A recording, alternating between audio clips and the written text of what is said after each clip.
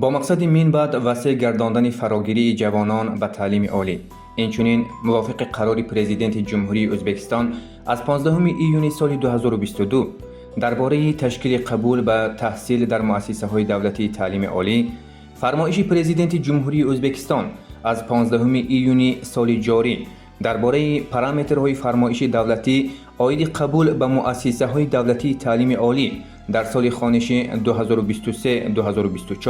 امضا گردید. موافق آن پارامترهای فرمایش دولتی عاید قبول به مؤسسه‌های تعلیم عالی جمهوری ازبکستان در سال خانشی 2023-2024 از روی سمت‌ها و زبان‌های تعلیم تصدیق کرده شد. بنا به تقسیمات در یک قطار مؤسسه‌های تعلیم عالی جمهوری ازبکستان، فاکولتت و گروه‌های تاجیکی داوطلبان را قبول می‌کنند که ما خواستیم در این نوار خود به مشتریان گروه صدای تاجیک درباره این دانشگاه و دانشکده‌ها معلومات دهیم. امروزها در دانشگاه دولتی سمرقند، دانشگاه دولتی بخارا، دانشگاه دولتی ترمیز و دانشگاه دولتی فرغانه سمت فیلولوژیا و بازآموزی زبان تاجیکی دانشجویان را قبول می‌کنند. اینچنین در دانشکده آموزگاری ازبکستان فنلاندیا گروه‌های تاجیکی تعلیم تا مکتبی، تعلیم ابتدایی، متماتیکا و انفرماتیکا، فیزیکا و استرونومیا، کیمیا و بیولوژیا موجودند. در سال تحصیلی گذشته در فاکولته تعلیم تکنولوژی نیز گروه تاجیکی دانشجویان را قبول کرده بود و این سال به این گروه قبول بازداشته شده است. در دانشکده دولتی پداگوژی چرچیق ولایت تاشکند باشد، داوطلبان می توانند به سمت‌های تاجیکی تعلیم تا مکتبی، تعلیم ابتدایی و زبان مادری و ادبیات، زبان و ادبیات تاجیک حجت سپارند.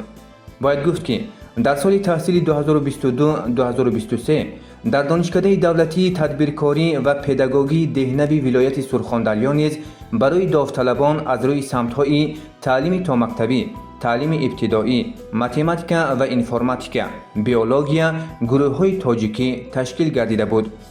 در سال تحصیلی 2023-2024 نیز داوطلبان می توانند به سه گروه تاجیکی این دانشکده یعنی گروه‌های تعلیم ابتدایی، بیولوژیا و متماتیکا و انفرماتیکا حجت سپارند. گروه تاجیکی سمت تعلیم تا مکتبی امسال دانشجویان را قبول نمی کند. خرسندی آور است که سال جاری در دانشکده دولتی آموزگاری ترمیز در شکل‌های تعلیم روزانه و غایبانه سمت تعلیم ابتدایی گروه‌های تاجیکی گشوده شد. دانش آموزان مکتب‌های همگانی تحصیلات به زبان تاجیکی می توانند به این دانشکده و دانشگاه‌ها حجت سپاریده تحصیل را در این بارگاه‌های با نفوذ تعلیمی ادامه دهند. خوانندگان عزیز، همزبانان ارجمند، با ما باشید و ما در نوارهای نوبتی خود به شما درباره شماره دانشجویانی که به گروه‌های تاجیکی قبول کرده می‌شوند، اینچنین مجموع فن‌ها، عدد تست‌ها و میزان بهاگذاری معلومات خواهیم داد. واقعاً به گروه ما پیوستن را فراموش نکنید.